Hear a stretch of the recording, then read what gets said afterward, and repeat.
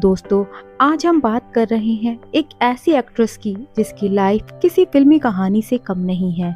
जी हाँ, हम बात कर रहे हैं एक्ट्रेस विम्मी की, जो अपनी पहली ही फिल्म हमराज से स्टार बन गई थी। इस फिल्म के बाद उनके घर के बाहर प्रोड्यूसर्स और डायरेक्टर्स की लाइनें लगा करती थी। इस फिल्म में विम्मी के अपोजिट अपने दौर के फेमस स्टार्स सुनील दत्त, बलराज साहनी और राजकुमार थे। बी.आर. चोपड़ा की यह suspense thriller film Humraaz release होते ही हिट हो गई थी। हालांकि आगे चलकर किस्मत ने ऐसी पलटी मारी कि विम्मी न सिर्फ फिल्मों से बाहर हुई, बल्कि बाद में तो उनकी लाइफ इतनी दर्दनाक हो गई जिसके बारे में सुनकर आप भी एक पल के लिए सोच में पड़ जाएंगे। विम्मी का जन्म आज़ादी की लड़ाई के माहौल में 1943 को जालंधर, पंजाब में हुआ। कम उम्र में ही विम्मी की शादी उस जमाने के मशहूर इंडस्ट्रिस्ट के बेटे शिव अग्रवाल से हो गई। विम्मी के पेरेंट्स इनकी शादी के खिलाफ थे। इस शादी से विम्मी को 2 बच्चे हुए, लेकिन इससे उनके फिल्मी करियर पर कोई प्रभाव नहीं पड़ा। कलकत्ता में पति के साथ एक पार्टी में पहुंची विम्मी की मुलाकात म्यूजिक डायरेक्टर रवि से हुई। रवि विम्मी की खूबसूरती के कायल हो चुके थे। रवि ने विम्मी से कहा, आप फिल्मों में काम क्यों नहीं करती? जवाब मिला, मैं 2 बच्चों की मां ठहरी, मुझे फिल्मों में काम कौन देगा? रवि ने विम्मी और उनके पति शिव को मुंबई आने का न्योता दिया और वहां उनकी मुलाकात बी.आर. चोपड़ा से करवाई। यहीं बी.आर. चोपड़ा ने उन्हें पहली फिल्म हमराज का ऑफर दिया। विम्मी के ससुराल वाले नहीं चाहते थे कि विम्मी फिल्मों में काम करे, लेकिन इन्हें पति का सपोर्ट मिला। शिव ने अपने माता पिता का साथ छोड़ा तो उन्हें जायदाद से बेदखल करके घर से निकाल दिया गया। अब घर चलाने की पूरी जिम्मेदारी विम्मी के कंधों पर आ गई। 1967 में रिलीज हुई फिल्म हमराज से विम्मी ने हिंदी सिनेमा में कदम रखा। फिल्म में राजकुमार, सुनील दत्त और मुमताज लीड रोल में थे, लेकिन ज्यादातर लोगों की नज़र विम्मी की खूबसूरती पर थी। पहली फिल्म के बाद ही विम्मी को साइन करने के लिए घर के बाहर डायरेक्टर्स और प्रोड्यूसर की लाइनें लगने लगी। हमराज के बाद विम्मी ने अशोक कुमार, निरूपा राय के साथ आबरू, पृथ्वीराज कपूर के साथ नानक नाम जहाज है, शशि कपूर के साथ पतंगा और वचन जैसी फिल्में की। विम्मी जया बच्चन और धर्मेंद्र स्टार गुड्डी में भी छोटी सी भूमिका में नजर आई। उस जमाने में विम्मी हर फिल्म के 3 लाख रुपए लिया करती थी। बी.आर. चोपड़ा के साथ फिल्मों में एंट्री करने वाली विम्मी ने उनके साथ 3 फिल्मों का कॉन्ट्रैक्ट साइन किया था।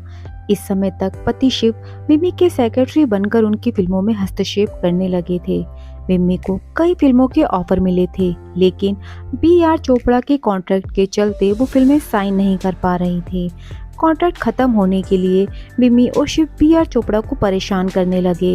विम्मी को उस समय बी.आर. चोपड़ा की फिल्म की शूटिंग करनी थी, लेकिन आखिरी समय पर उन्होंने ये कहते हुए इनकार कर दिया कि वो आउटडोर शूटिंग नहीं करेगी। बी.आर. चोपड़ा तुरंत फ्लाइट से उनके घर पहुंच गए। दोनों में बहस हुई और आखिरकार बी.आर. चोपड़ा ने उन्हें कॉन्ट्रैक्ट से आज़ाद कर दिया।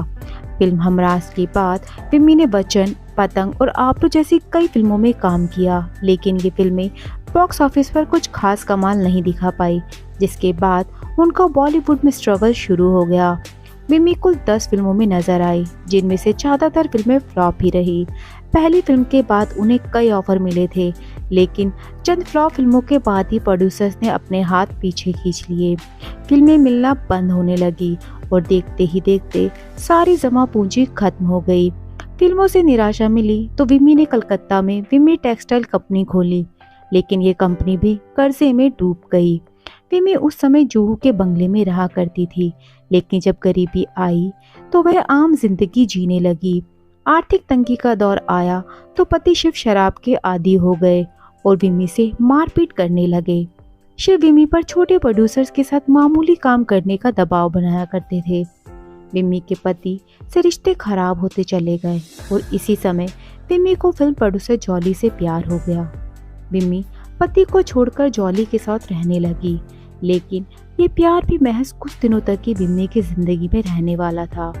चंद दिनों बाद जॉली ने विम्मी को शराब की लत लगवा दी और विम्मी का करियर पूरी तरह बर्बाद हो गया। विम्मी को फिल्मों में लाने का क्रेडिट म्यूजिक कंपोजर रवि को जाता है। रवि से विम्मी की कोर्ट के बाहर मुलाकात हुई थी। विम्मी पति से तलाक के मुकदमे के चलते कोर्ट पहुंची थी। इस समय विमी पूरी तरह नशे में डूबी हुई थी और उनके साथ प्रेमी जॉली भी मौजूद था। जैसे ही विमी ने रवि को देखा तो रोते हुए पति की शिकायत कर अपने आप बीती सुनाने लगी। रवि ने उन्हें दिलासा दिया कि वे उनके पति शिव से बात करेंगे। रवि इस मुलाकात के बाद म्यूजिक कॉन्सर्ट के वर्ल्ड टूर पर निकल गए। जब वो वापस आए तो विमी का निधन हो चुका था। कहते हैं कि जॉली विमी को काम दिलाने के नाम पर दूसरे प्रोड्यूसर्स के साथ सोने पर मजबूर करता था। प्यार की मोहताज हो चुकी विमी उसकी बातें मानने लगी और प्रोड्यूसर से मिलने जाने लगी। विमी के करीबी दोस्त कृष्णा ने भी इस बात की पुष्टि की थी कि वो प्रोड्यूसर से मिलने अलग अलग होटल जाने लगी थी और प्रोस्टिट्यूशन का हिस्सा बन गई थी। इन सब के बावजूद जॉली विमी को टॉर्चर करता रहा।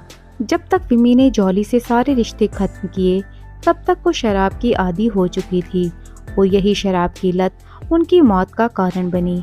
करियर, बिजनेस सब बर्बाद हो चुका था।